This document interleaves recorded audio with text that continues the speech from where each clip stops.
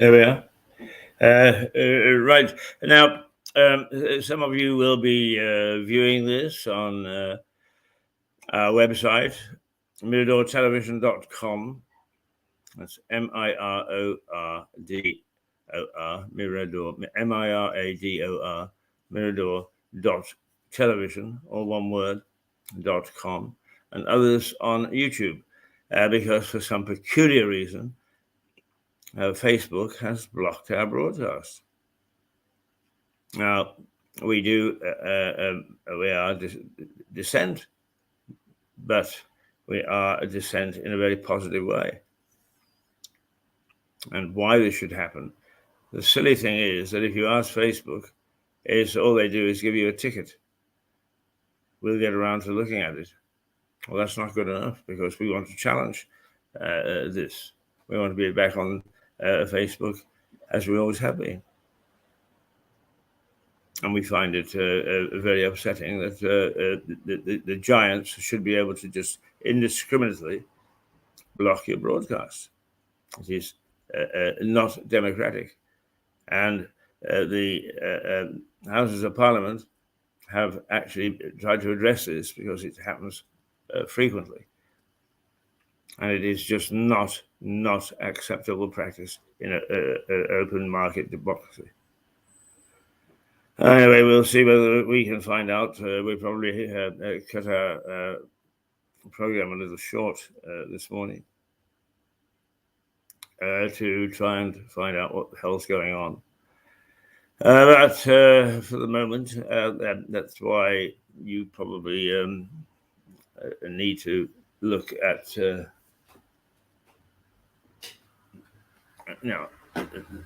Let's get our ducks in a row and get a bit of light on the subject. And I find that quite upsetting, quite undemocratic. And the fact that this huge giant, which relies on algorithms or something of the sort, to tell it what to do, is most unsatisfactory. And that sort of power that they have should be stopped. It should be stopped. They should be forced into not being able to be seen here. And people say, well, can they? They're so big, huge. The Russians manage it. The Chinese manage it. They don't let this giant through. So why should we, if in fact it is behaving in an unacceptable way? It's very sad. It is very, very sad. Right, let's take a look at the newspaper, shall we? It's a mixed bag this morning, with all sorts of things that we probably don't want to know. The Metro is the hottest day ever. Hottest day on record, 41 degrees some places. Here in Lewis, it's only going to reach about 37. And we do have a slight breeze with it. So we're not quite as bad as other people.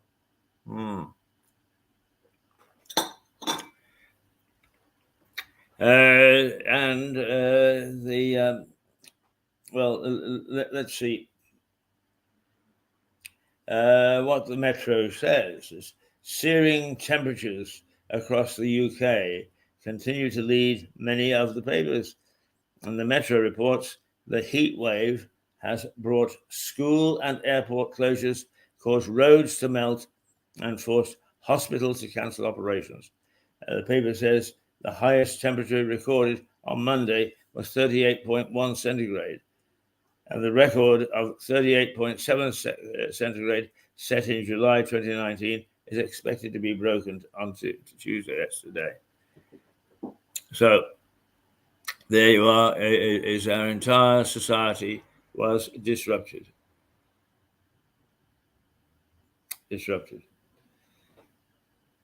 The Daily Star. Britain melts and you thought you were having a tough day. Hey, record heat due out today. airports forced to shut, and cops give a nudie warning. In other words, you don't go dashing around without anything on in the high street. Oh dear, why not? But the Star, it's always my favorite. The Star. The Star is one of a number of papers to feature a picture of a policeman giving water to a member of the Queen's Guard outside Buckingham Palace. The headline reads, "And you thought you were having a tough day." Well, they are. You never can tell, can you? The Sun. Britain is melting. A record 41 centigrade to hit today.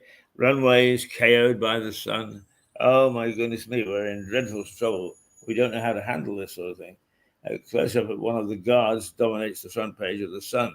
The paper says that Britain is melting and that temperatures on Tuesday could reach as high as 41 centigrade.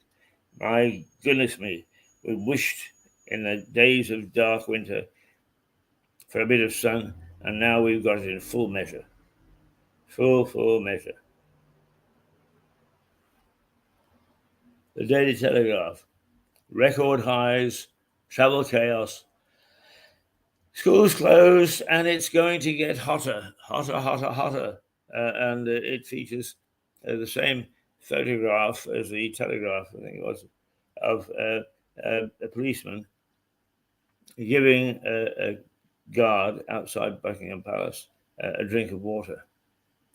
Very hopefully a concerned citizen, and make it happen. The Mirror. Blowtorch Britain. Goodness gracious me.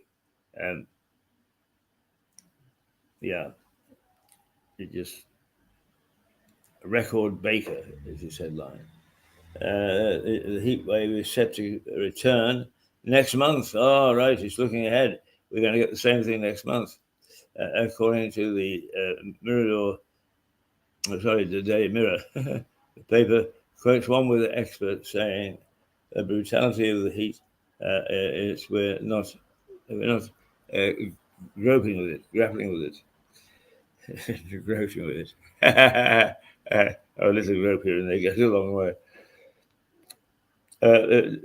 Day of reckoning for Truss and Mordaunt. That's the eye which returns to politics, but its front page shows Britain almost entirely in red, and the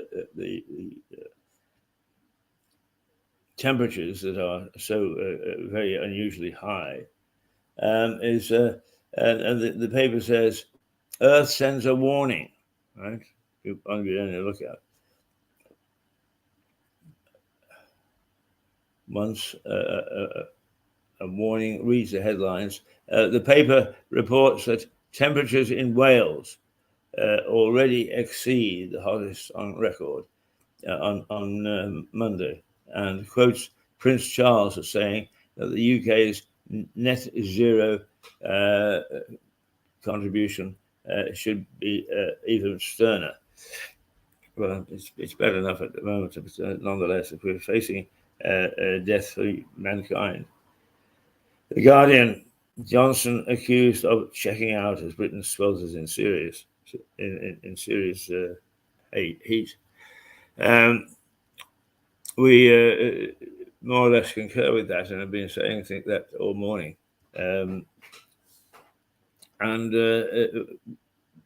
You have to prioritize what on earth you're going to do, or how the thing is. It is actually behooved us to get up and have a crack at things. But be careful when you do that, because that's when accidents occur. Like me, many old folk don't recognize their limitations. We just get on with it. All right. The Guardian. Johnson accused of checking out as Britain swelters. Yeah, I mean, the poor guy He can't. He's damned if he does, and he's damned if he don't. When he suggested staying on, oh, we couldn't have anything like it. No. And then, of course, is the first time that they call the crisis meeting committee, Cobra. He's not there. Oh, my goodness me, why isn't the president?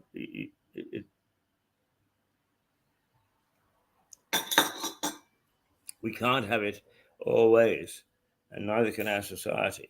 We've got to get a grip. The Times, a Tory race thrown in wide and open. Let's see, this is The Times. The Times.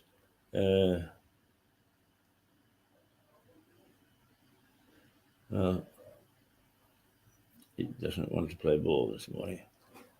Can I read without going into the situation? Okay. The Conservative Party leadership race is now wide open as 3 of the 4 remaining candidates fight to secure a spot alongside Rishi Sunak.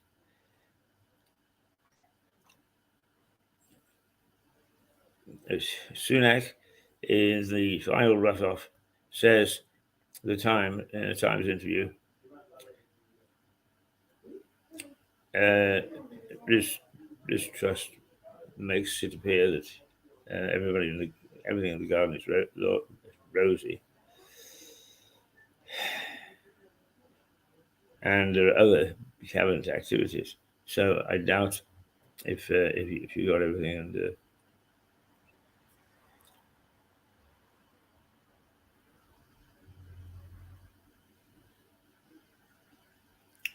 Well, I hope that I'm not speaking to myself, bubbling for myself. The Daily Mail, a sunny day, snowflake Britain had a lend down. Just a general, as most of you I know who from overseas come for Mirador television, Mirador radio, like to do your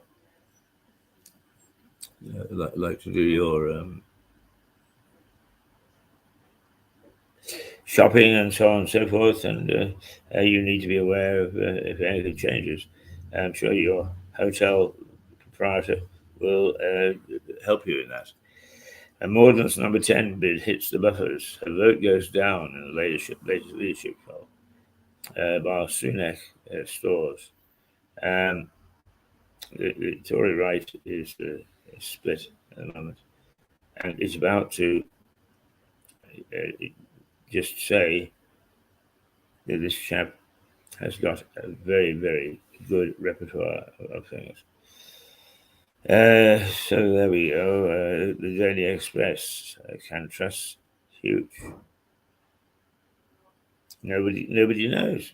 Nobody knows how many are coming out, how many stay at home. Well, there you go. There's also a little picture of Rishi Sunak on the front cover. Financial Times, arms listing, London listing plan on hold after Johnson's fall to sparks. Johnson's fall sparks turmoil. In other words, activity on the arms market is a lot.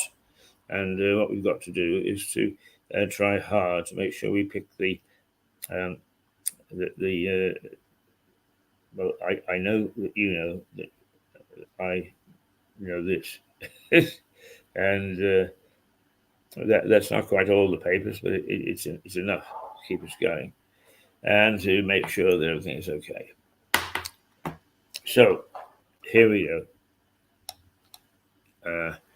What we'll do? We'll start off with come on. Let's start off with a Sackville Ghost. I love that guy.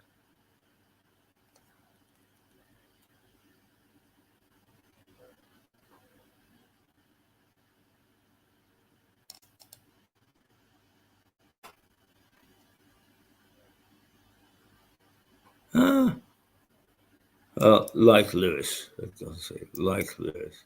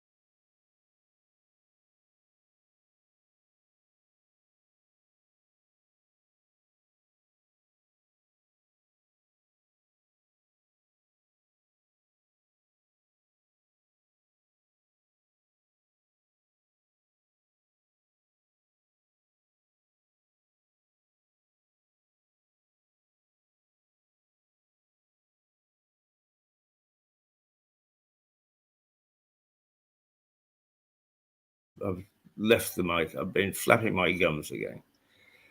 Never mind. I should have put a broad grin on my face, didn't I? There.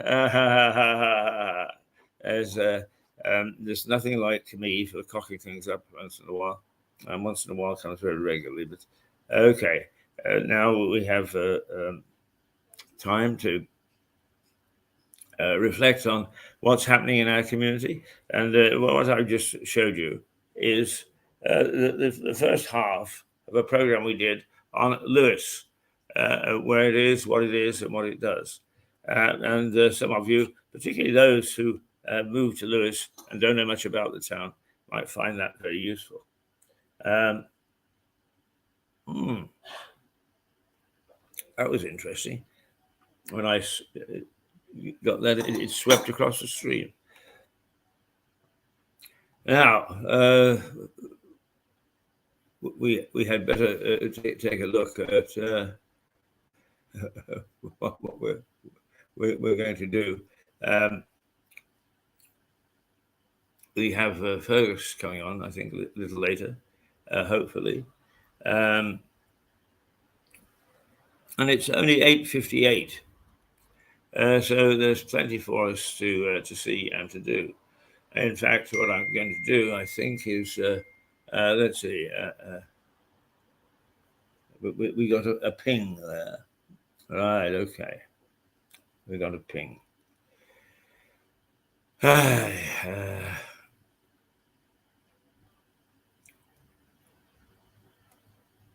Oh,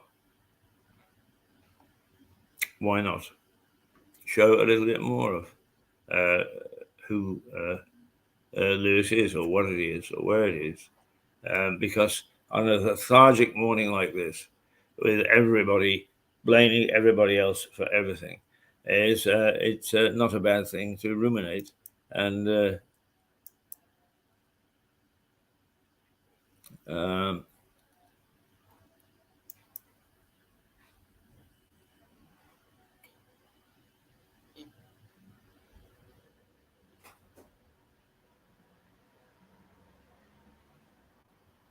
yeah, well, I think we're yes. Let's go back.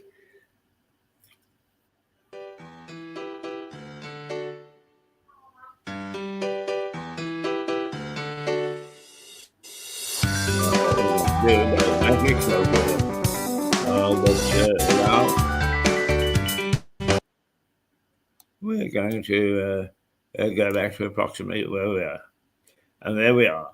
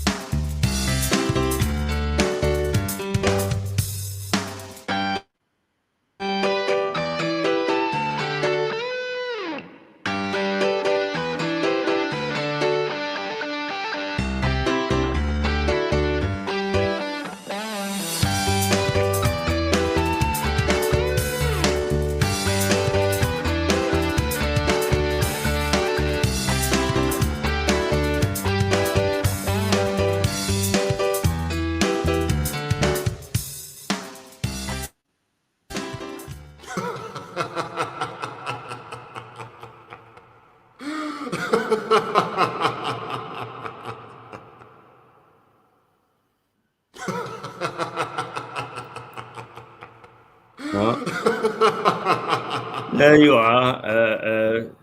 We can do away with that one, I think now. Yes, and that's a bit of what Lewis is, and where we are, and who all about it, as it were.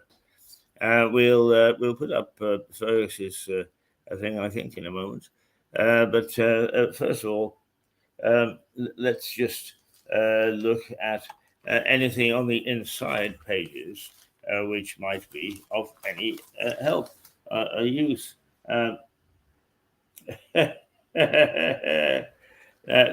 it is right in the middle of the Daily Mail's the paper this morning, is a boost to your happy hormone and lower your heart rate. And this week, I don't want my heart rate lowered, and this week they return absolute godsend. Why the coolest accessory in a heat wave is a £3,000 ice bath. I shall have 2 of them. Thank you. And they've shown it, what to all intents and purposes looks like a hot tub, but it must have ice in it. And it's got a number of pretty girls all putting their lovely bottoms and their lovely legs into this thing. So there you are. It only cost you $3,000 to actually get cool with happiness, on the road to happiness. Uber, whatever. The other thing is talking to a colleague and correspondent in the United States yesterday is the marriage of Ben Affleck to Flojo, I think, to Jennifer Lopez. They've been an item apparently for quite some time. Fallen out, separated, married other people, but always seemingly come back together. Can't leave one another alone. And actually, I can understand that. It does happen. And we've got a wee bit of a sniffle this morning. A wee bit of a sniffle. But it's apparently this has swept America. And it is true that in many ways, America treats its film stars like royalty. And they pick up the scandals, but also they laud them with huge praise. And so they have with Ben Affleck and Jennifer Lopez, as if it's going to make a material difference to everything in their lives. So Mr. and Mrs. Affleck get a big center bit in the mirror. No, in the Mail. Angry army wife's banner exposes a love cheat. Oh dear. Some bloke who's been playing around has got his a feisty wife has decided to expose him. He returned from a tour of duty from Somalia to be greeted by a banner over his home, which shamed him for an alleged affair. His wife claimed the captain in the Royal Army Medical Corps cheated on her with a United Nations official. Pictures were put up on social media showing the house decorated with ballrooms in the regimental colors of red, blue, and gold. The banner read, "Hello, my name is Captain whatever. I went on tour to Somalia and had an affair with a lady who works for the United Nations." It added, "I kicked my wife out of our house and rendered her homeless, unemployed, and broken." The Daily Mail is not naming the couple for obvious reasons, but the banner, which features a picture thought to show the serviceman carrying a dog, also mocked the Army's public messaging about integrity being key to an officer's role. Oh dear, oh dear, oh dear. Oh, and new rules will let you get married on a UK beach. Oh, you watch. You watch, we'll have a flood of that. It's good to get married. Mind you, what I want to know is, will they get divorced on the same beach? Because these gimmicks are all very well, but people rush in because they feel that they are going to show off to their colleagues and be modern and so on. And now, having a chippy dinner nicked out of your hands by a seagull may not be top of the wish list when planning your wedding. But couples could soon be allowed to tie the knot on the beach under proposals to abolish Britain's out-of-date marriage rules. The Law Commission wants to rip up current regulations which date back to 1836 and allow weddings to take place in any safe and dignified location. Ha ha ha! So we'll soon have all sorts of we'll have an Elvis chapel probably. Oh dear, dear, dear, dear, dear, dear, dear. What will we think of next? What will we think of next? I have no idea. No idea at all. There's some interesting sort of guff. And of course, sex then gets into the House of Commons again, right? So Labour is accused of lying in a row over a sex pest cover-up. Labour was accused of lying last night after it denied attempts to cover up sexual harassment allegations by gagging the women involved. If that's true, they actually used some sex scandal to unseat Boris, to topple Boris. Now it appears that some of them are on it at the same rate. Ooh, why not? Okay. Now, a sad story here. The baby is thrown to his death by monkeys. A baby boy of 4 months was allegedly thrown to his death from a rooftop by a raging troop of monkeys, police in India have said. He was standing on the terrace of his 3-story house with his wife when one of the monkeys grabbed their son by the hand and hurled him off the roof, they told police. They live in the rural village of Dunka in the northern Indian state of Uttar Pradesh, home to a huge population of rhesus monkeys. The incident is now under investigation by authorities at the Shahi police station.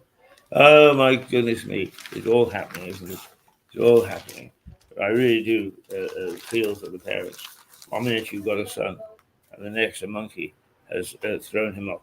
I have never felt comfortable myself when going to various countries and being taken into these open parks where they protest that the monkeys are safe. Well, the monkeys may be safe, but they're very aggressive because they see you as a food bank. And so they come, and some of them can have a nasty bite if they decide you're not being generous enough. So it's one of those things that we really have to worry about, I think. Where are we? We're 9:11. Yes, 11 minutes past 9. And it is Tuesday, the 19th of July, 2022, at 12 minutes past 9.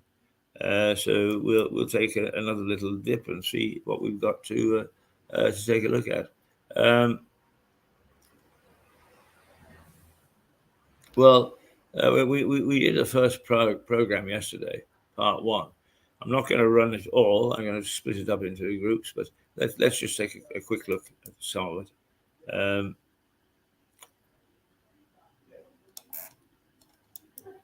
Because it does give out interesting information. Some of it's a little bit dated, but nonetheless, we'll get the idea.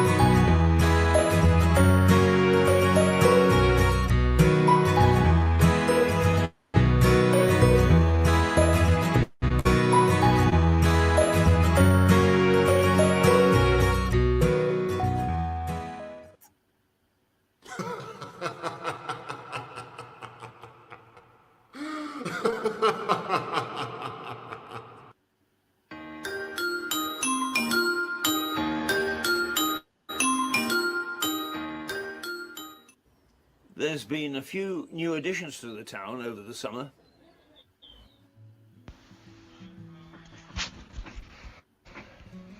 Whole raft of new eating and sleeping places cropped up in Lewes over the summer.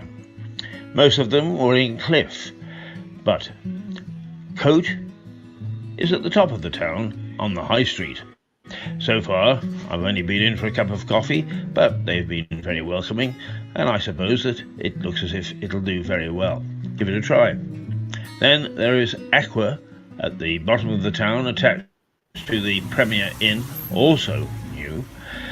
I've been in there as well, and they were equally as welcoming, and didn't mind that I just popped in for a cup of coffee and not a full meal. But Fuego is something else. I've only looked in through the front door. It's a new concept, of course, of cafe bar. Not new in the continent, I suppose, but not terribly frequent over here. And I haven't been in there because I'm a bit afraid I might go for the bar rather than the coffee. But one day I'll give it a chance. Anyway, some places new in Lewes over the summer and places for you to try.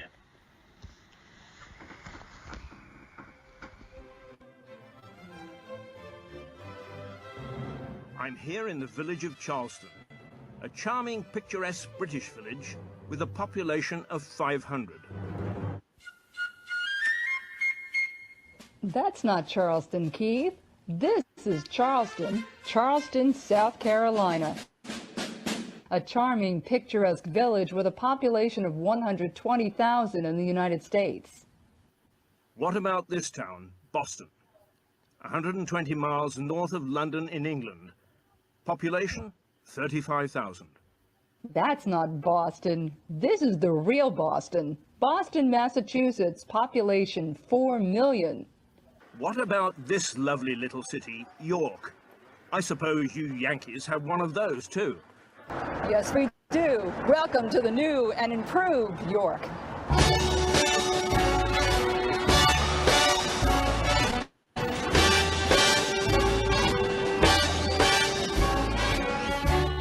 Now here's one you can't beat, London. That's London in England. Population, 8 million. Okay, I'll give you that one. Join us for a journey to different cities with the same name. A new show comparing big American cities with the small British and European towns that share the same name. We never should have let you win that little war, Melissa. Actually, Keith, we beat you at 2 little wars. What's in a name? Coming soon to public television.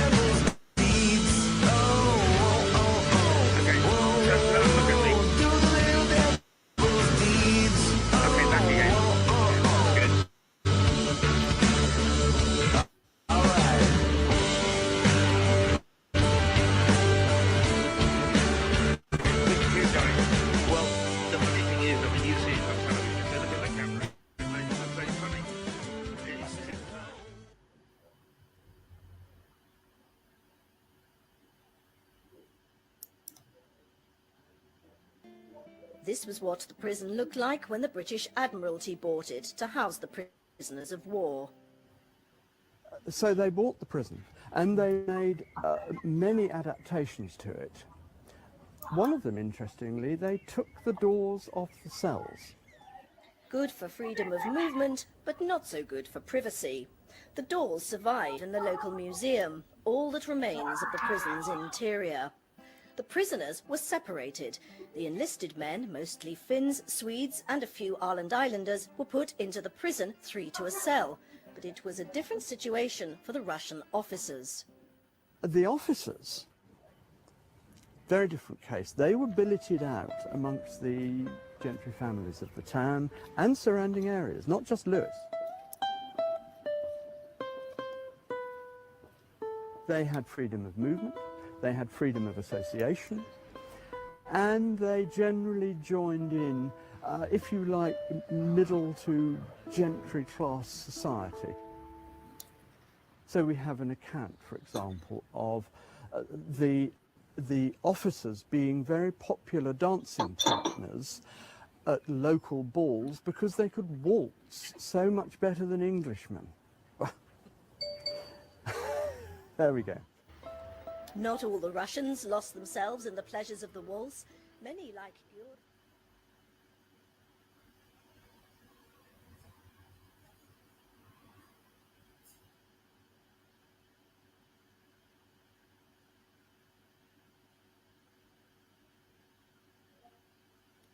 He sat on the bank while the river still chattered onto him, a babbling procession of the best stories in the world.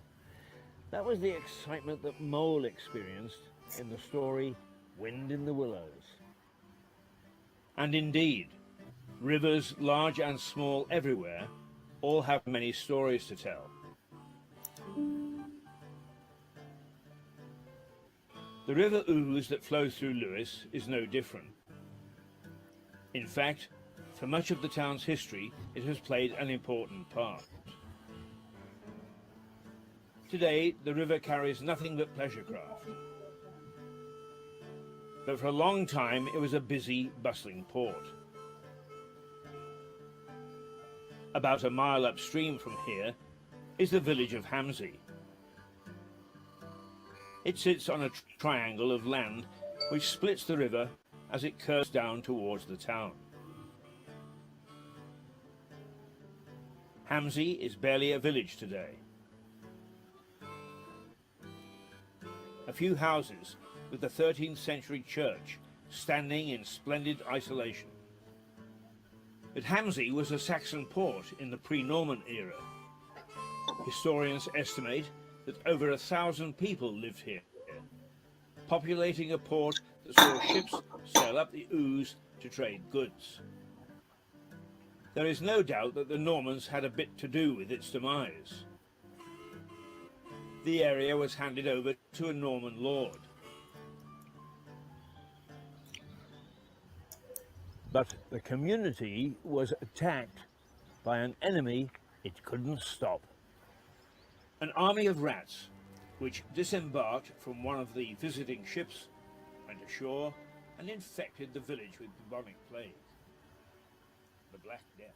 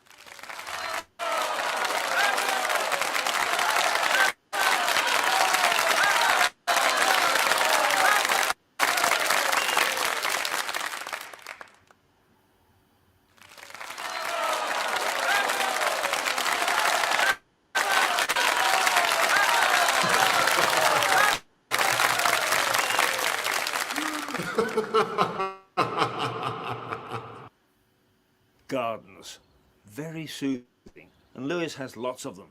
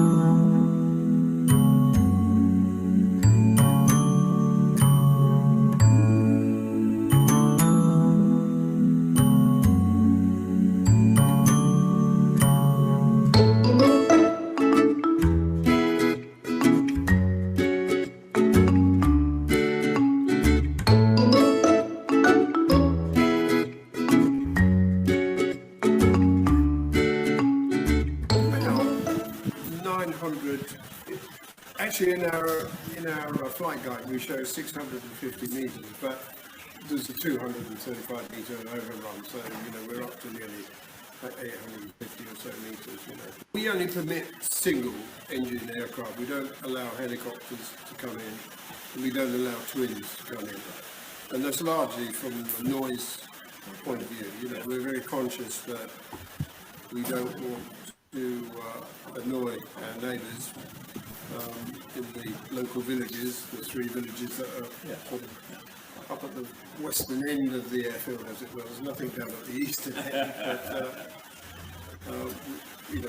Swanborough village, Iford village, and Rodmell, and Kingston to a certain extent. We want to keep that.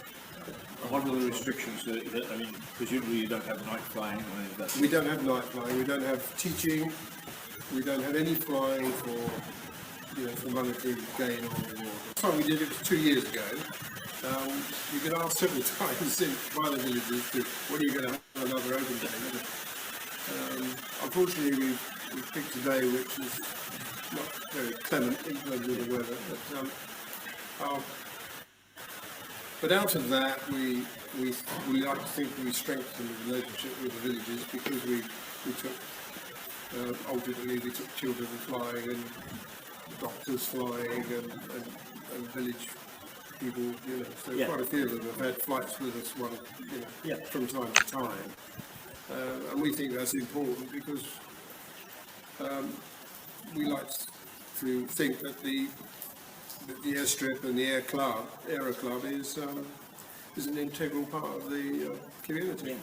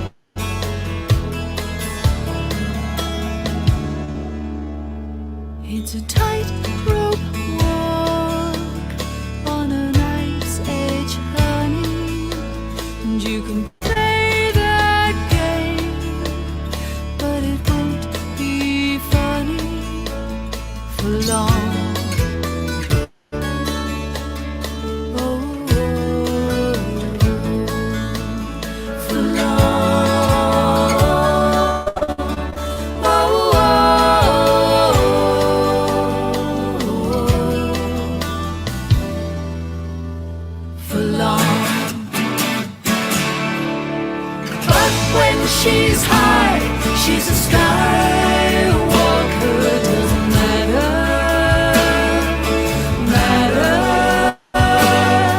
Just focus your mind on the wire ahead. It doesn't matter. It's a long way down. Long way down.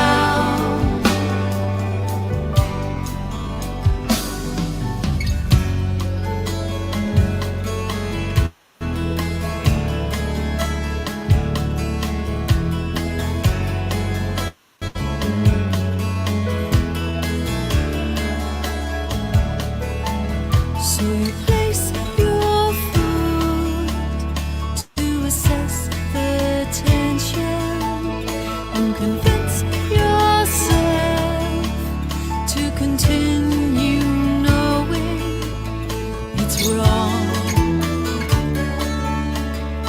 Oh,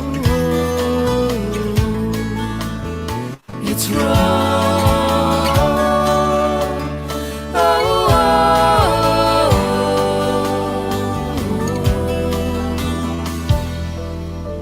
It's wrong. But when she's high, she's a skywalker. Doesn't matter. Just focus your mind on the wire ahead. It doesn't matter.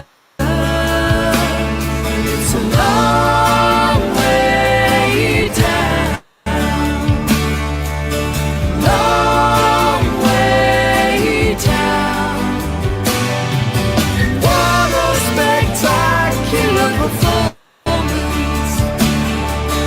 Though there will be no net for her. Such a spectacular performance. Who's going to claim her throne this time? Oh,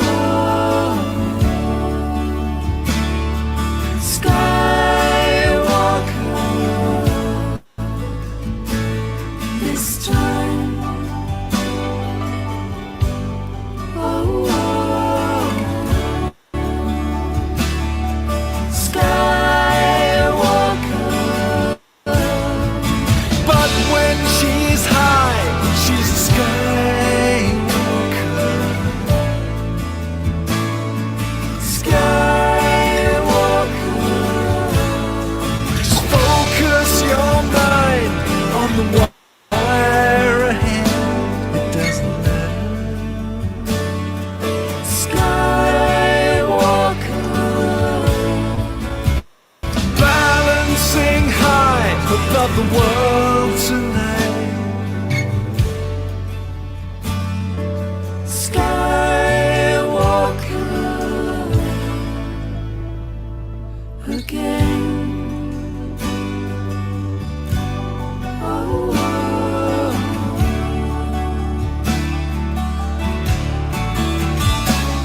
again. Oh.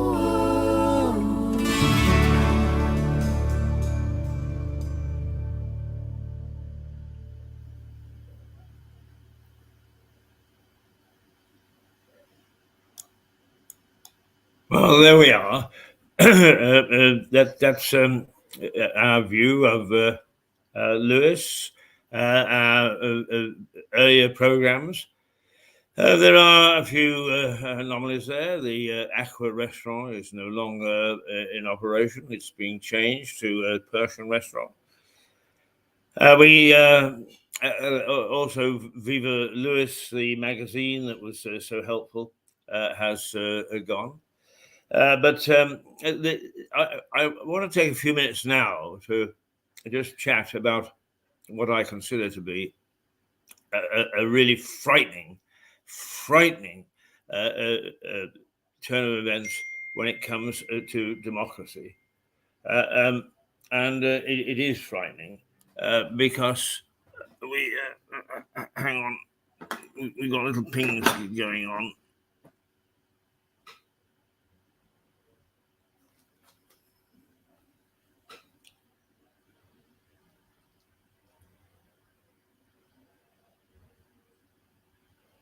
We have to sort of pay attention to those little pings because you never know who's trying to sell you what. Now, if you, I'm not quite sure where you can see this broadcast this morning. You can certainly see it on YouTube. You can certainly see it on miradortelevision.com, and you can see it on LinkedIn. But you can't probably see it on Facebook because we can't post it to Facebook because apparently, according to them, we've violated community standards. Well, we asked them what standards we had violated because if we feel strongly that they were right and we were wrong, then we will actually adjust our output. But they won't tell us, or at least we can't get any sense out of them. Now, this is totally, totally undemocratic to remove a program from general view on the basis of some violated community standards without saying what those community standards are. Now, Mirador does not pull its punches. It is a fiery, straightforward, hard-hitting channel. Oh, we have fun, but we do not deliberately go out of our way to be offensive. On the contrary, we have something like 200 years of journalistic experience between us. And for somebody like Facebook to decide that we'd violated something we would take a very serious look at that. But we always make sure that we can defend what we say and what we do. In fact, we have spent considerable time as individuals working for various agencies across the Baltics, the Balkans, the South Caucasus, training people not to violate journalistic standards. But out of the blue, somebody somewhere, and I suspect it's an algorithm, in other words, it's a bit of a computer, has decided we violated community standards and stopped us posting. Now, this is undemocratic in the it is authoritarian, and it is not proper practice. And if, in fact, Facebook isn't following proper practice, what the hell right has it got to tell others how it should behave? What is good for the goose is good for the gander. And if, in fact, they feel that they've got the right to take us off, then surely we can apply to the government to have them taken off until such time as they start to practice democratic principles. We have no objection whatsoever to what Facebook does. It is owned by some vague group. It provides a good service. We recognize all those things. But for it to behave in such an undemocratic way does it no favors and does an open society, a democratic society, when both media and democracy are under threat. It does us no favors that this information giant can behave in such an abominable way and such an arbitrary way. And if it expects us to live by its standards, then it must come back and tell us what those standards are. It cannot just wave a magic wand and say, go, poof. We haven't apparently violated anything on YouTube. We haven't violated on anything to do with LinkedIn.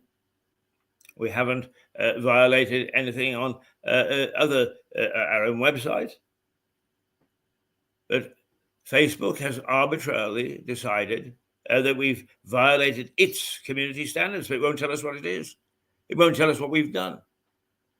Now, we've had some pretty fierce criticism, but none which could not stand up to journalistic standards. And if Facebook can't meet journalistic standards, then we must question seriously whether it has a role to play in a democratic society. Let it go and operate in an authoritarian society where that sort of behavior is acceptable, but not in an open, democratic, open market, free thinking society. It is not acceptable. And I shall spend some time today now trying hard to make sure that we get some sort of an answer from them. But you know, that's the trouble. We run a series from time to time called the Triffids. I won't explain the background, but we are alarmed at how companies are run by computers instead of using computers to enhance their performance. It's a cheap way of doing things which comes unstuck the moment that anything unusual comes about. It is not acceptable. And we read about long lists, whether it be to get to the doctor or whether it to get a phone call into your bank. The reason is that they use computers instead of people. And it is not acceptable. Yeah, we recognize that hate speech and all sorts of unacceptable things, but they've got to be much more careful about what they ban and what they don't ban. When they ban legitimate journalists with vast experience of what we do, a vast experience of how far we can take things, with vast experience of what needs to be criticized, they can just ban that with the wave of a hand, then it is not acceptable. Not acceptable one little bit. And I hope that the powers that be in every level are starting to take this under advisement, including Facebook itself. If Facebook is so dominated by computers, then it should be taken to task when those computers do things which are patently against freedom of thought, freedom of action, freedom of opinion. It is just absolutely intolerable. Absolutely intolerable. And I hope that that this will find its way somewhere to Facebook, and that they actually are taken to task for what is anti-democratic, but is attacking the freedom of the press. It is not fair, it is not just, it is not good practice, but it is anti-freedom of expression. And that is the most dangerous thing that we can allow into our society. Facebook, you should be ashamed of yourselves. You won't be. It'll have a little algorithm that will answer our query. But it's time that actually all these companies had people who can stand up and give a straight answer, and not a computer which arbitrarily decides, quite often on words that are used, to stop that sort of expression. It really is more than we should be able to tolerate. Let's go to our version of the Potter's Wheel just to calm down.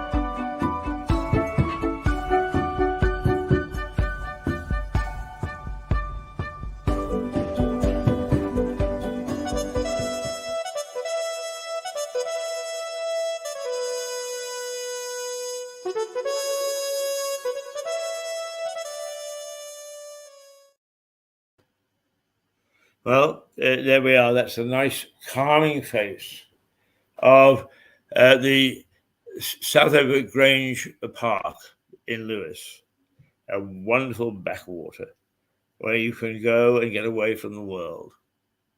And within that, there is a lovely area called a Knott's Garden. A Knott's Garden is a symmetrical garden, not a very large one. And there is a most marvellous example of a Knott's Garden in Southover Grange Park. And it is laid out symmetrically. It is a walled garden because much of the earthware, the walls and so on, came from the old priory, which was knocked down in 1540, thereabouts, by that Vandal king, Henry VIII.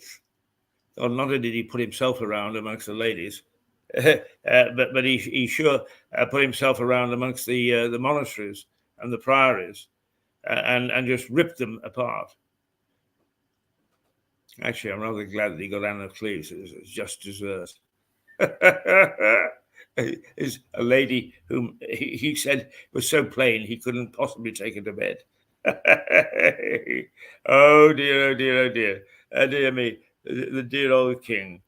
Right, okay. I'm going to take a look to see whether we now have some other interesting stuff for you, because that's the way that this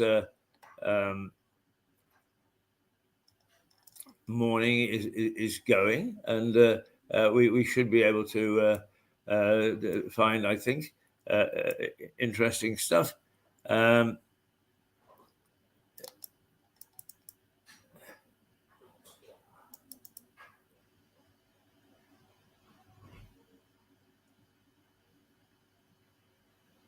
Well, that certainly isn't going to help.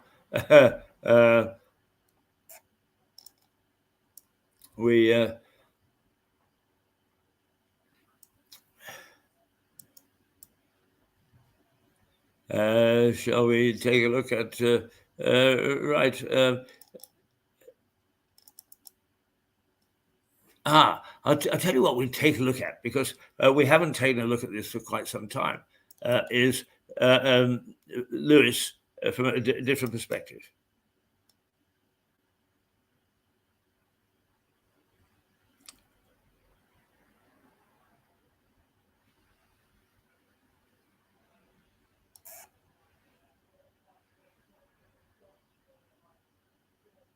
There we go.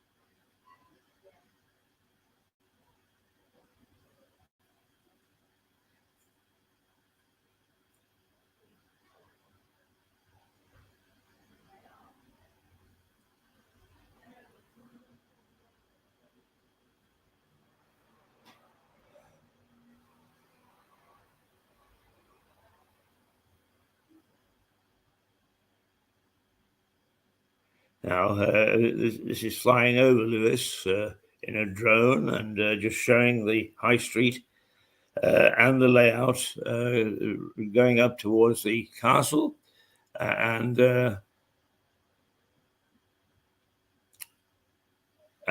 starting again down on what's known as School Hill, turning around the other way and going down School Hill towards the precinct and the River Ouse and to the very well-known industrial complex of Harvey's, the brewer.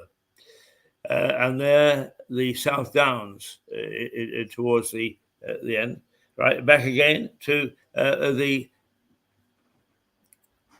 High Street, and again going up the hill towards the monument, the war monument. And the town hall and the upper High Street. And again, there is the castle in the background. We've taken another flip, and we are ending looking north. Yes, looking north, more or less.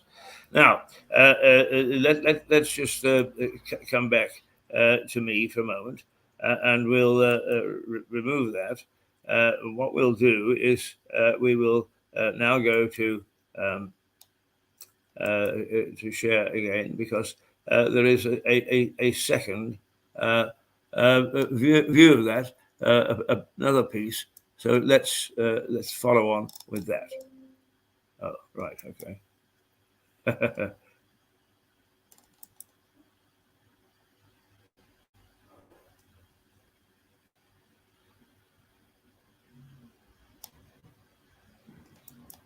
Here we go. The flight this time is a little lower. It's catching the essence of what's known as School Hill. Actually, legally, it's still Lewes High Street. And climbing up the hill once again towards the town hall. And there in the distance is the castle.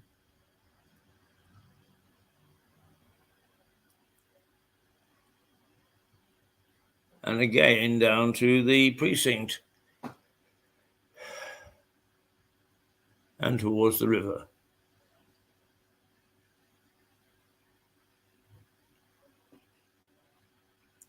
The scar in the South Downs, there was an avalanche about 200 years ago now at Christmas, killed some people.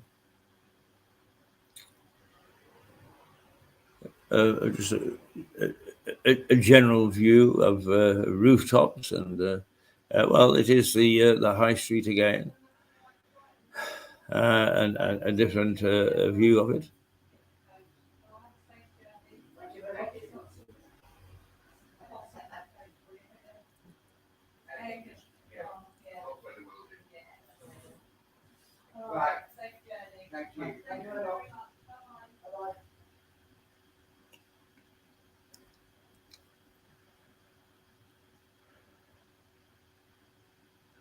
And that's looking northwest, and you can see the river winding out of Lewes there. A young colleague, Max, came up with the fact that the Ouse is one of the longest rivers in Britain.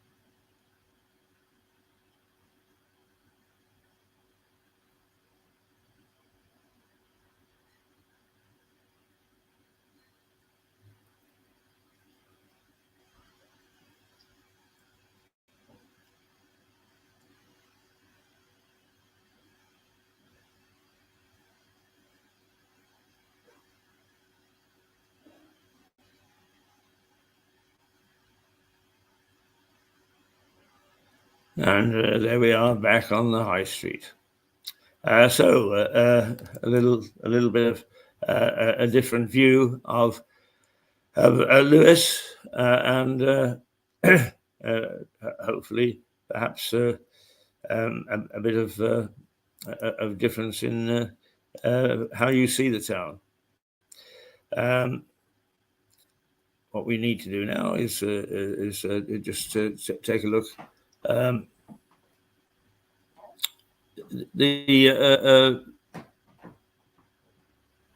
Let's just go back to some colleagues from Battle TV who made a little documentary, and we were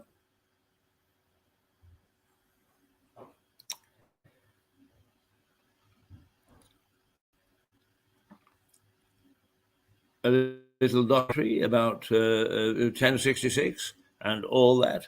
And perhaps what we'll do is we'll actually play that now, because they did a nice little job on the background to the Norman conquest, as it's known, the conquest of Britain by the Normans. So here we go.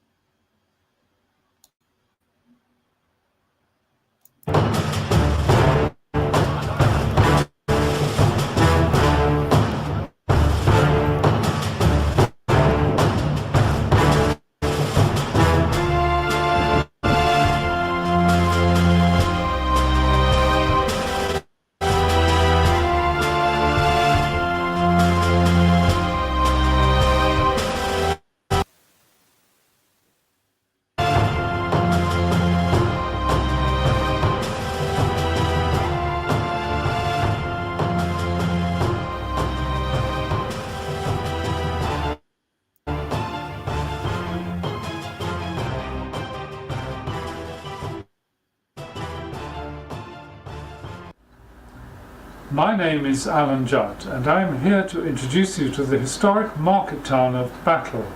Battle, so named because it was the site of the famous Battle of Hastings in 1066, although it's not in Hastings. We are in fact 6 miles inland from Hastings. And what better place to start to explain the history of what happened here and why than the Battle Museum of Local History, where first of all we'll look at some of the weaponry that was used. Now, one of the most interesting exhibits in the museum, found at the site of the battle, is this axe head, verified as the kind of axe head that was certainly in use at the time.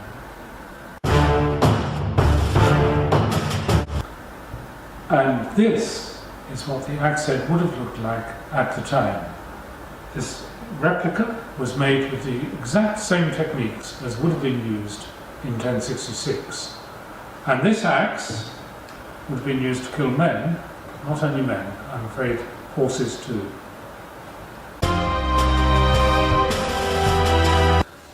The battle and the events leading up to it are very well known, and they are portrayed in the famous Bayeux tapestry, a copy of part of which is on display in the museum. The Bayeux tapestry is not the only tapestry that tells us about the Battle of Hastings, and indeed its aftermath. A much more modern one was produced recently by local volunteers and visitors to the town. That tells us about the foundation of the town from after the battle in October 1066 to the founding of St Mary's Church in 1115.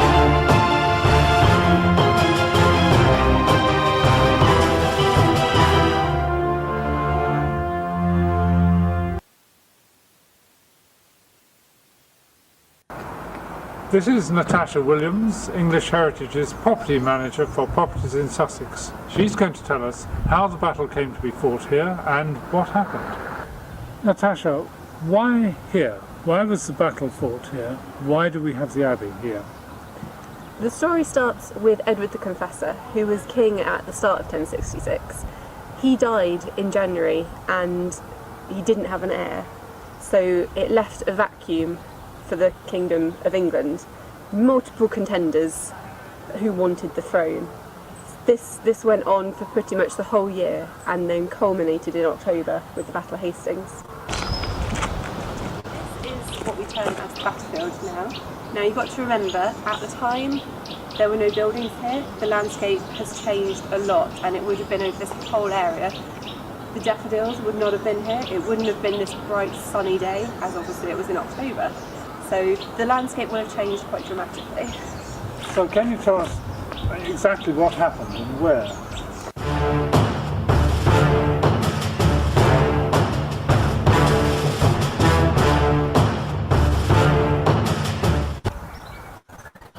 We're now standing on what is known as Senlac Hill.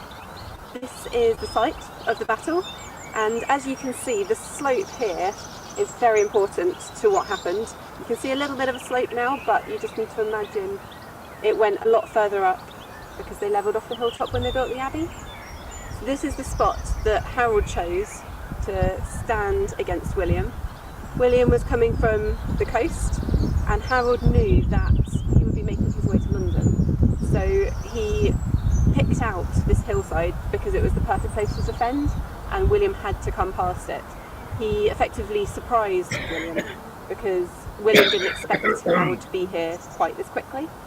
So at the top of the hill, Harold formed his shield wall, and all he had to do was hold that shield wall until William arrived and the battle continued. Can you tell us a little more about the shield wall, what exactly it was and how it happened? The Saxon shield wall was a traditional Saxon tactic for warfare. They'd used it numerous times before and it was generally very successful. They would pick their battle ground, so top of the hilltop, the Saxon army would have spread out probably about a mile long, all standing with their shields in front of them, and they formed a very formidable defence. All they had to do was stay at the top of that hill. William was at the bottom. His challenge was making his way up the hill, bearing in mind they had all their armour on, they were carrying extremely heavy weapons. It was enough of a feat just to make it to the top, let alone try and fight anyone with that wall in front of you.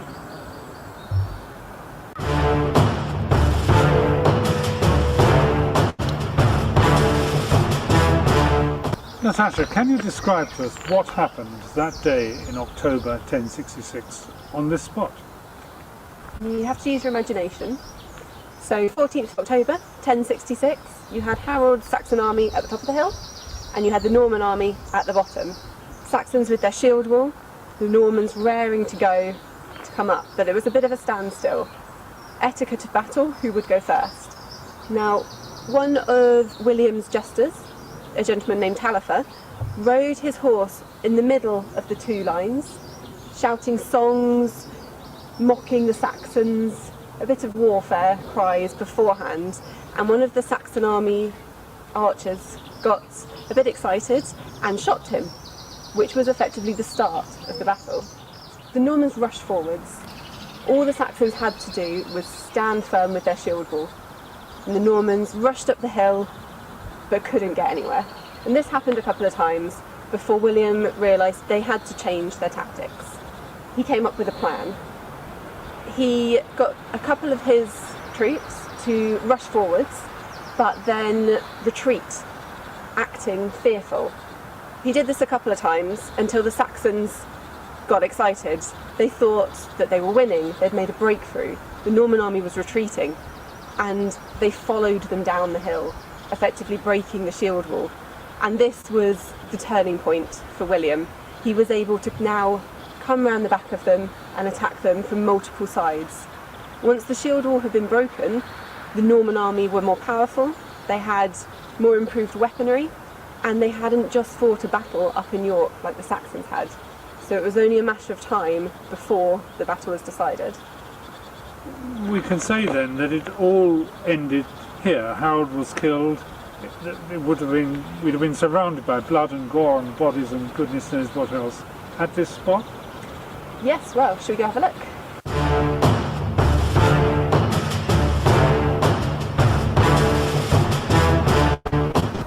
This is said to be the spot where Harold was killed. The high altar of the abbey was placed here specifically to commemorate that. Now, when he was killed, his body was so badly mutilated that they had to bring in his wife to identify it later on. And William, he was very religious, so he wanted to build something on the site to give penance to all the blood that had been shed. Hence the reason that this Benedictine monastery was built on this very site. And so the town of Battle grew up around the abbey, around this? Yes, yeah. The Benedictine monks couldn't sustain themselves. They needed craftspeople, skilled labourers to come and help them establish community here, which is how the town grew up around the abbey. And they even built the church that you see in the background here as a place for the townspeople to worship. And we'll be going into that church in a later instalment. Every year, on the weekend nearest the 14th of October, English Heritage holds a reenactment of the Battle of Hastings here at site. It involves reenactors from not only England, but Europe as well. We get people coming over from Normandy, and it attracts thousands of visitors from all over the world who come specifically to see the reenactment. It's a great event. Not only is there the battle, there's weaponry demonstrations and living history, so you get to see people as they were in 1066.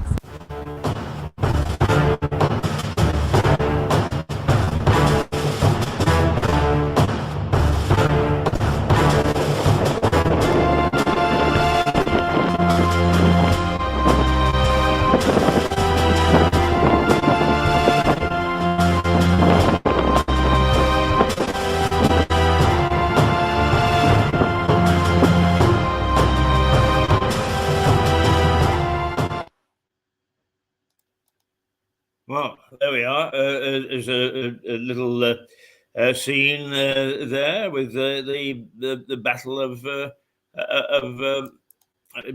Norman conquest, and a nice little job the people down in Battle did, and they are particularly sensitive to the fact that the Battle of Hastings actually took place, and it was the Battle of Battle, and that's why their community is so named.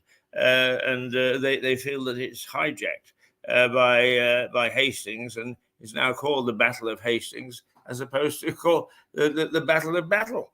But they make their case, and that's where it all happened. The Abbey, Battle Abbey, is there.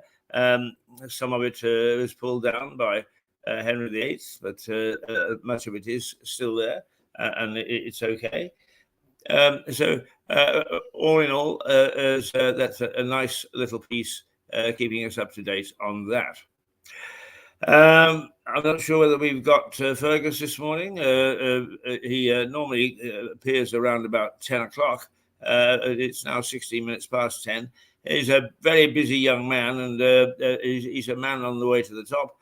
So we do understand that he can't always make it onto the show as every week, but nonetheless, when he does, his contribution is very, very welcome and very, very helpful. But what we'll do is, because probably I'm going to cut the program relatively short this morning, because I do want to get onto that issue with Facebook, because I'm so outraged by the sort of arbitrary decisions which people are able to make. But let's just go back and see what we may have that is of interest. Let's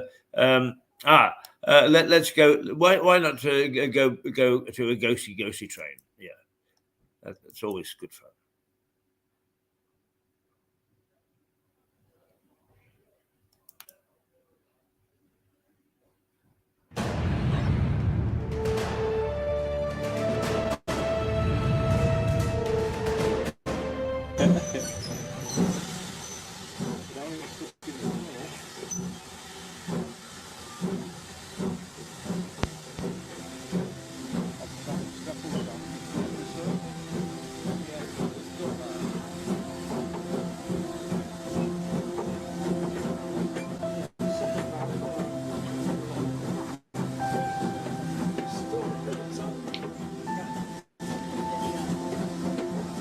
Many people find commuting by train tiresome.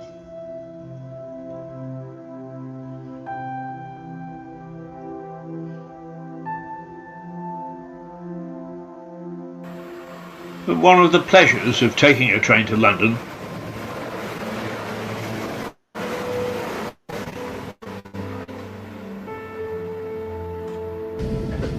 is that it passes through some of the most beautiful countryside in the UK. None more so than the view of the countryside as the line approaches Clayton Tunnel, just north of Brighton.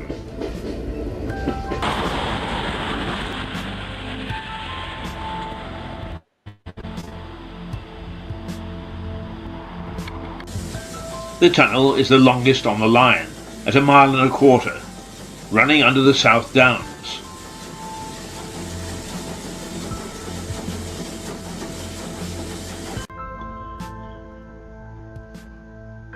It's unusual because the entrance is not the usual railway brick. It is instead designed to look like the gateway to a castle. On top is a cottage built for the railway's lightkeeper in 1849. The tunnel itself was opened in 1841 and the cottage added later. Idyllic.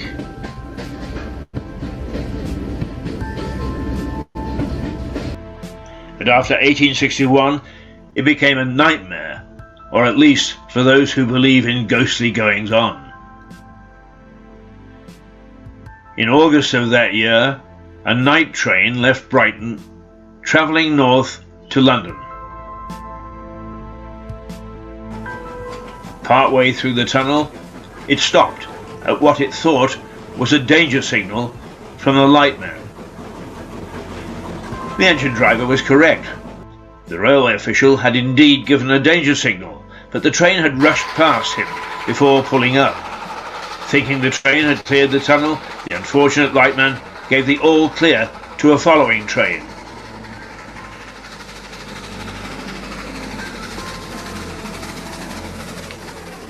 And it slammed into the back of the first train in the dark, killing 23 and injuring 176 more.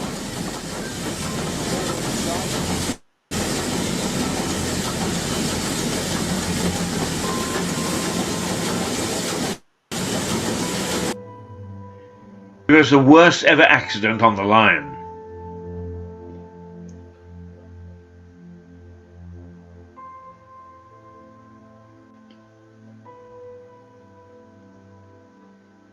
And people walking on the downs over the underground passage have reported hearing the screams of the passengers as the trains pile into each other.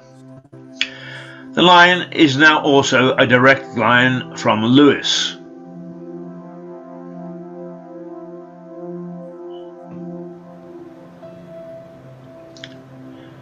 I've travelled through that tunnel 1,000 times. I've never heard a scream other than the screech of the wheels and brakes. But I've never walked over the downs at that point either. And I turned down an invitation to stay in the cottage overnight.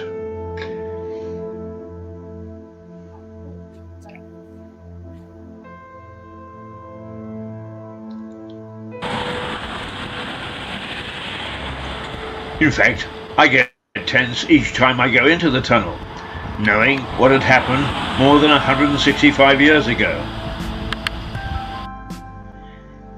My fellow passengers carry on reading their newspapers,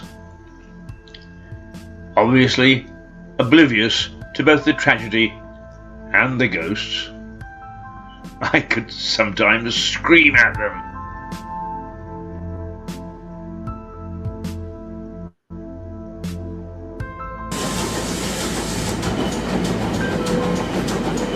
The ghosts of Clayton Tunnel. Eerie.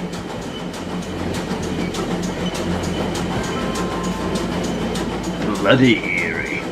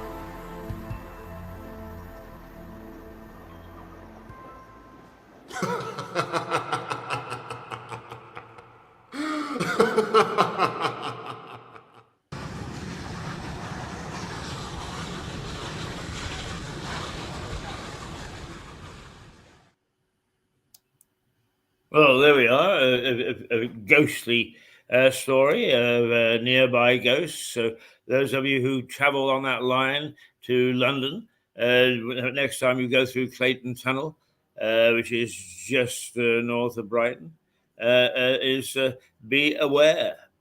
Be aware that there was a fatal crash. It was the biggest of its time in the mid 1800s, not long after the line had opened, the tunnel had opened. And it led to various safety measures being introduced onto the railways. But mostly it's held in awe as a crash that has provided ghostly figures and ghostly sounds. And in fact, it is said that this may have been the model for Charles Dickens' novel, which was about a train crash, the ghost of a train crash. And strangely enough, Charles Dickens himself was in a train crash. And he happened to be in the very first coach, and the deaths and damage that occurred on the ensuing coaches, the coaches attached to the back of the train, and he avoided both death and serious injury. So there we are. There's that as well that is important. It is 10:25. Today is going to be the hottest day of the year. 41 is forecast for some places. We here are 37, I think. And very hot it is too. And we've only got a slight breeze. Looking out at the high street right now, it is bathed in sunshine. But that sunshine in this instance is dangerous. And there is a large amount of warning from the authorities that these temperatures will cause death, and so they should. Put out the warning, I mean, not cause death. But do be very careful. Do wear a hat. Do wear a bottled container or whatever, or take a bottle of something with you.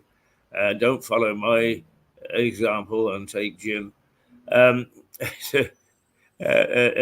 Be careful, be very careful, just as you would to wrap up against a very cold spell.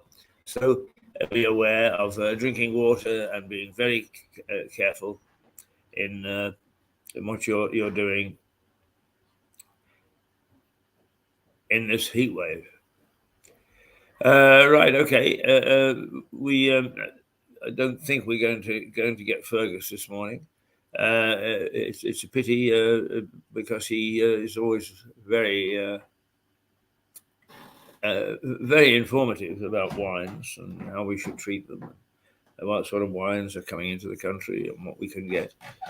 But nonetheless, it doesn't really matter. Well, it does matter in as much as we miss him, but nonetheless, he will be back, I'm sure, next week.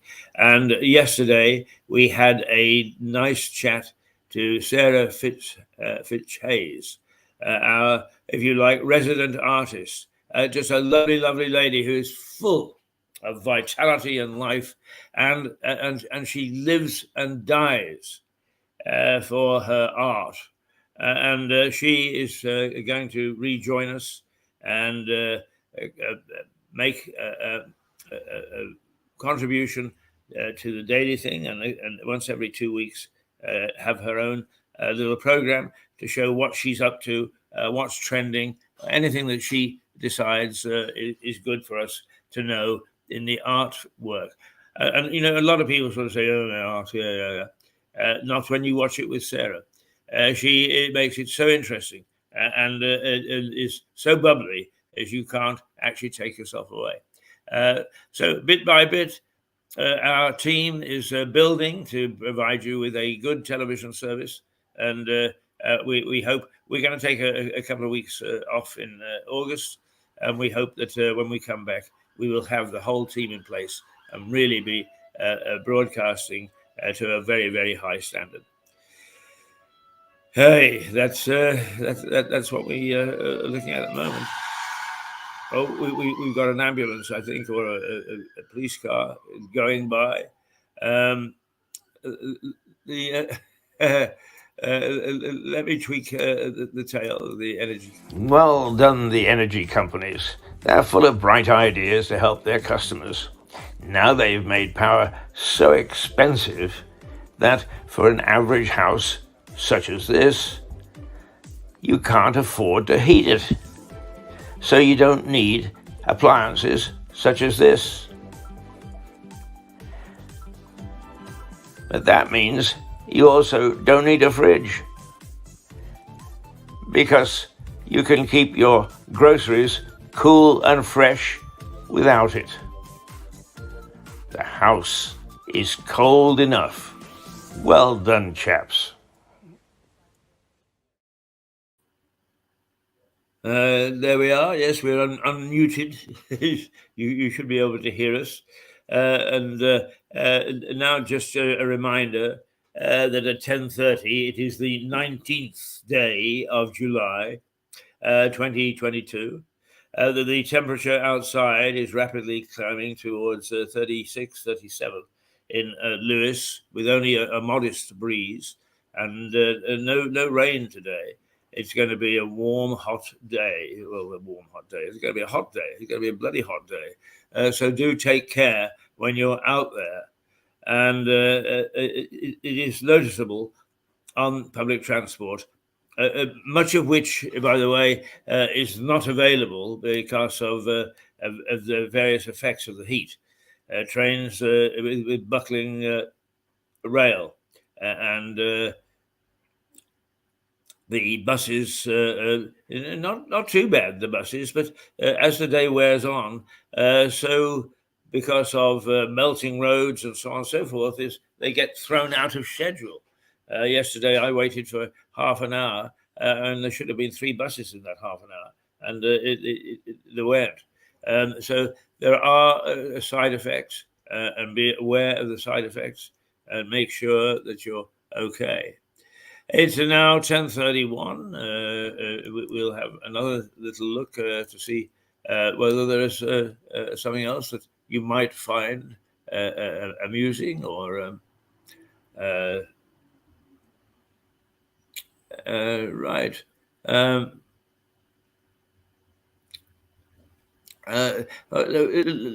us just show you going back our Scene in Sussex series. This is archival, but you might like to see a couple of things from it. So here is Scene in Sussex.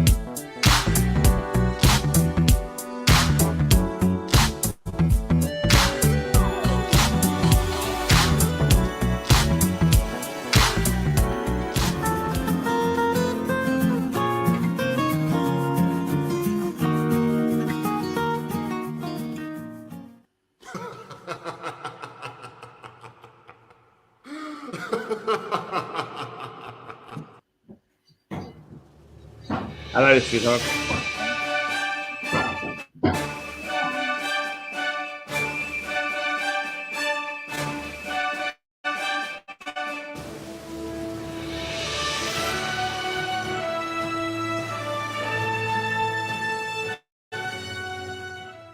Every single day, I'm gonna make something great. That's my way. Every single day, I'm gonna make something great. That's my way.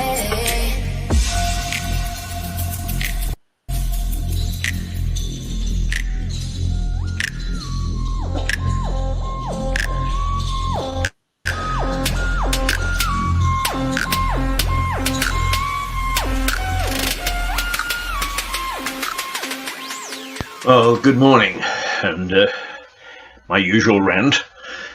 Just let me remind you that this day, Thursday, and also tomorrow, people are collecting or using coffee mornings for Macmillan, the well-known cancer charity, and if you can support that, I would urge you to.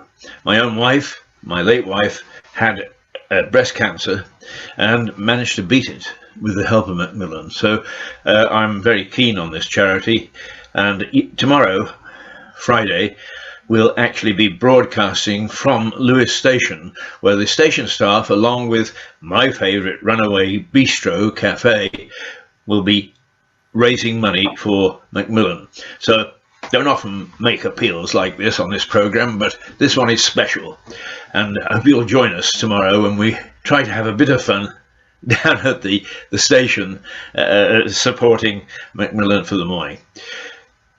I escaped jail yesterday. Give credit where credit is due. Lewes District Council, with whom I've got the argument, responded when I attended court. I never actually did get into the magistrates' court at all. They withdrew the summons before that happened. And for once, I had a decent sort of chap to talk to who listened to what I had to say. Customer First, I don't know whether he's part of Customer First, but Customer First, when they just use email and so on, don't have a clue. Not a clue. So I'm not being very forgiving for them for that. But yesterday they had a chap who was willing to listen to the case, decided that it could be resolved, and is trying hard to resolve it. And between us, let's see if we can come to some conclusion. But at least I was quite impressed with what LDC did yesterday in that particular instance. If they get some PR help now, might be okay. Incidentally, one of the strange things I find is everybody wants a password nowadays. We're absolutely paranoid about passwords, and I can't remember them all, and I don't really feel like going through the process of keep on starting a new one for everything I look at. But you go to Lewes District Council's website, and it tells you, here are some press releases, and here's what we're doing, and so on and so forth. And you press on the piece that you're interested in reading, and you have to go and fill in, get a password and all the rest of it. Well, we're past that, I think. I'm 78, and even I realise that most people nowadays just want to tap and be done with it. Yeah, some people are doing the finger thing, and some people are paying for their coffee with their phone and so on. I haven't got quite that far, but nonetheless, one tap and that should be it. And somehow, somewhere, one of the brains that gets behind all these things, even if they're security conscious, have got to do away with this password for absolutely everything. I do understand, I think, that there is a way of getting one password for everything that you do, but I suppose that's slightly dangerous. But the other thing is, I don't quite understand how to do it, and until somebody explains, then I urge, let's do something about not having passwords for absolutely everything that we do. We're having passwords to breathe next. I'm just keeping an eye here because I try hard to keep to 5 minutes for this particular rant. So my rant is that I'm not in jail, that I'm discussing things with the council at long last, mind you. I asked them last July, if we could get together and have a chat. That fell on deaf ears. The top brass aren't that interested in talking to people like me. Oh my goodness me, no. But nonetheless, we seem to be getting somewhere with a resolution, and that's a result, I suppose. All right, so tomorrow I shall see you down at the station. The trains aren't really getting any better. Mine was late 15 minutes getting into Victoria the other morning. When was that? Yesterday, the day before. There's a bit of chaos in the evening, and nobody knew which platform for a little while that the train was going to come in on, and then when it did, it was jam-packed within seconds. The train that I used to take at 8:45 in the morning, which was a lovely train, used to be an 8-coacher, sometimes a 12-coacher. Sometimes it was a 4 and an 8, and it joined up in Lewis. Now it's just 4 coaches, and of course you're fighting for a seat, and that's the sort of thing that the train companies now need to look at. Is if they haven't got enough coaches or trains or whatever, don't put them on the schedule, but it's just making life miserable, and they're getting the flack for it. Okay, short rant this morning, and there we are. I'm a free man. Woo! And I'd worn my Russian hat just in case I got thrown into the gulag. But we'll see you tomorrow, and at the moment the weather is looking pretty good, so perhaps we'll have a fine weekend, at least one where the heat will work up a thirst. Till then, toot flip.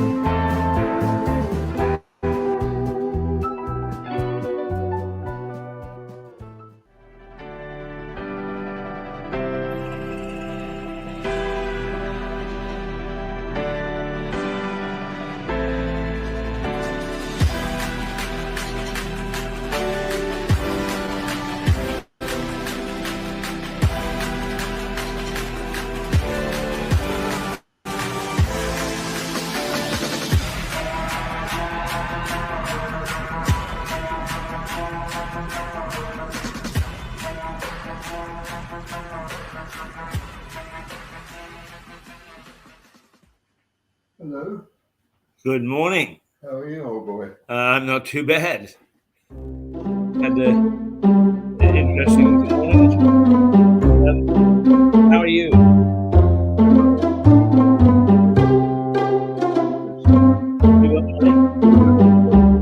Oh, yes, you said that.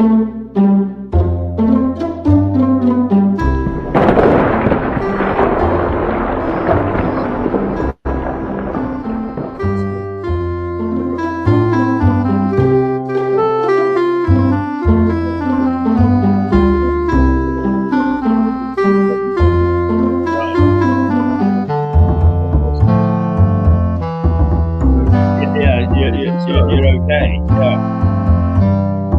Sit down and say hello. Promote your program tomorrow.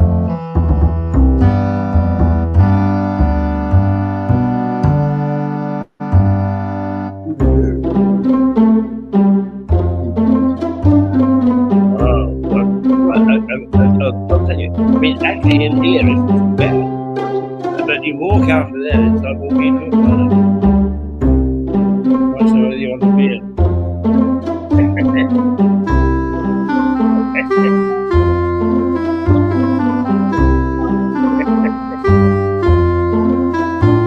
You know, the way you're playing this thing, you're making me jealous.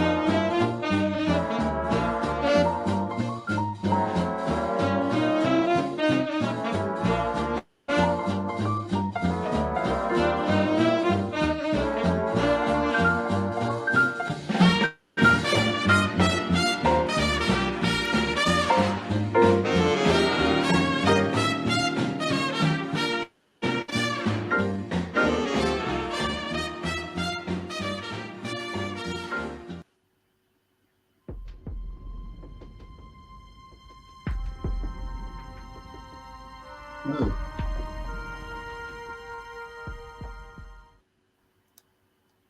This is a bit of a silly headline, isn't it? Yeah. More That's number 10 bid hits Buffers, but they got to put it before the old membership, the old retards. Conservative retards. Yeah.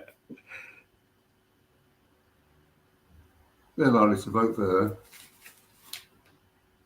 I would have thought, rather than Rishi. I mean, after all, darling, he's black, isn't he? I mean, if you get there was like a profile on one of the TV channels saying the average Conservative Party member is male, usually the favours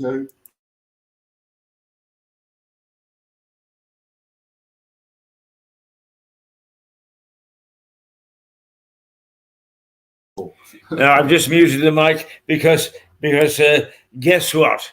Stuart has arrived and was just beginning his rant. But tomorrow is Stuart's day, as it were, a Wednesday. He and Max appear before the cameras. They shuffle me out of the way, and they get on with it. So tell us about your program tomorrow. Mr. Well, Stewart. I've got something to say about the renewable energy thing and the crisis about bills, and also I've got a little bit to say about climate change. Right. So, and also, then we're going to interview John May, my good friend, and a very, very prominent denizen, you might say, of Lewes, basically.